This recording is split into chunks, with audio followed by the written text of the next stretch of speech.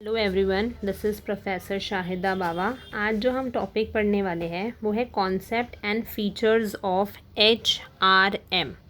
HRM हम बोलते हैं ह्यूमन रिसोर्स मैनेजमेंट को। सबसे पहले हम देख लेते हैं कि उसका कॉन्सेप्ट क्या है, मीनिंग क्या है, HRM होता क्या है। HRM जो है वो है planning, organising, directing and controlling. ठीक है, जब भी हमें किसी को भी रिक्रूट करना होता है, किसी को भी अगर हमें जॉब पे लगाना होता है तो सबसे पहले हमें प्लान करना पड़ता है चीज़ें। उस तरीके से हम फिर ऑर्गेनाइज़ करेंगे।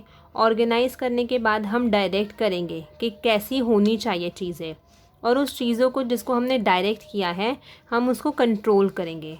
कंट्रोल ऑफ द प्रोक्योरमेंट मतलब ऑब्टेनिंग, क्या क्या ऑब्टेन करना चाहते हैं हम, कि हमारा जो ऑर्गेनाइजेशन है प्लस हमारा जो इंडिविजुअल है उसका डेवलप हो सके, उसको टाइम टू टाइम कॉम्पेंसेट कर सके, मेंटेन कर सके, ताकि वो हमारा ऑर्गेनाइजेशन कहीं पर भी छोड़कर ना जा सके।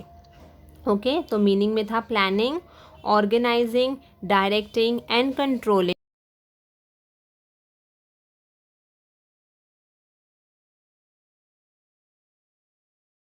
sources to the end that individual as well as organizations and social objectives are simultaneously achieved। अभी हम देख लेते हैं कि फीचर्स क्या क्या है। जब हम फीचर्स की बात कर रहे हैं तो सबसे पहले है प्रोसेस।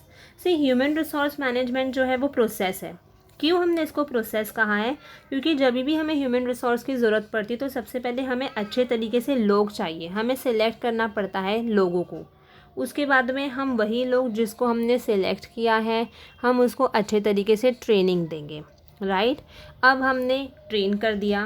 ट्रेन करने के बाद में जब तक हम एम्प्लॉयज़ को मोटिवेट नहीं करते हैं वो बराबर से काम नहीं करेंगे, तो we need to motivate the employees. And then अगर हमने अच्छे तरीके से उसको मोटिवेट किया है तो फॉर श्योर वो हमारे ऑर्गेनाइजेशंस में रहता है। तो सबसे पहला पॉइंट जो था वो था प्रोसेस। नेक्स्ट पॉइंट जो है वो है मल्टी डिसिप्लिनरी अप्रोच। जब हम मल्टी डिसिप्लिनरी अप्रोच की बात कर रहे हैं तो ह्यूमन रिसोर्स मैनेजमेंट जो है वो डायनामिक है। वो सिर्फ और सिर्फ एक ही जगह पर स्टिक नहीं होता है, ठीक है, वो अलग अलग चीज़ें कर सकता है। तो हम बोल सकते हैं इंटीग्रेटेड, है ना। मतलब मैनेजमेंट साइंस में हम देख लो, साइकोलॉजी में, सोशियोलॉजी, यहाँ तक कि जब हम कम्युनिकेट करते हैं, है ना, तो यहाँ पर इसीलिए बोला गया है कि ह्यूमन रिसोर्स मैनेजमेंट जो है वो अलग अलग एरियाज़ में काम आता है। थर्ड जो है वो है universal application. Human resource management सिर्फ और सिर्फ बिजनेस ओरिएंटेड नहीं है, बल्कि नॉन बिजनेस ऑर्गेनाइजेशन को भी वो बहुत ही ज़्यादा प्रॉफिटेबल है।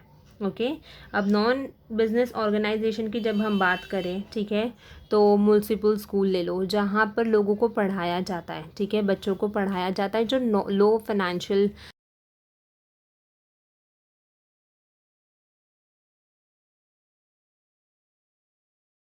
दैम, ताकि वो उन बच्चों को अच्छे तरीके से पढ़ा सकते हैं। तो HRM जो है वो सिर्फ और सिर्फ बिज़नेस नहीं बल्कि नॉन बिज़नेस ऑर्गेनाइजेशन में भी बहुत ज़्यादा इंपॉर्टेंट रोल प्ले करता है। थर्ड जो है वो है कंटिन्यूस इन नेचर। ऐसा नहीं है कि ह्यूमन रिसोर्स मैनेजमेंट सिर्फ और सिर्फ at the start of the business काम आता है, नहीं, ये हमेशा का प्रोसेस है। इसलिए हमने इसको कहा है कि वो कंटिन्यूस प्रोसेस है, not only one time but it is for life time of the organisation. Next है ऑब्जेक्टिव ओरिएंटेड।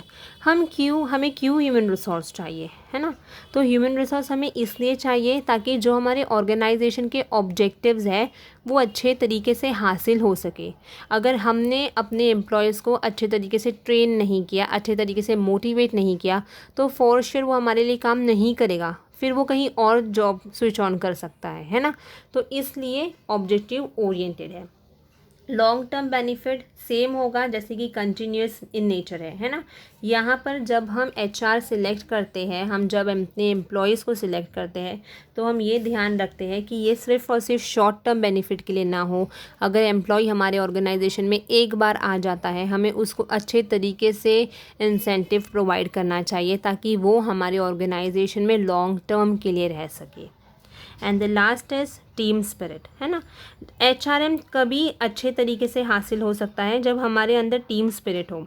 ओके, हम अच्छे तरीके से दूसरों से बातचीत कर रहे हैं, कम्युनिकेट कर रहे हैं, काम कर रहे हैं अच्छे से, सब कुछ मिलकर ग्रुप वाइज या डिपार्टमेंट वाइज तब जाके ऑर्गेनाइजेशन को उसका जो गोल है, जो उसका ऑब्जेक्टिव है, वो हासिल होता है। इसलिए कहा जाता है कि team spirit leads to team work in the organisation and this team work will indeed bring success to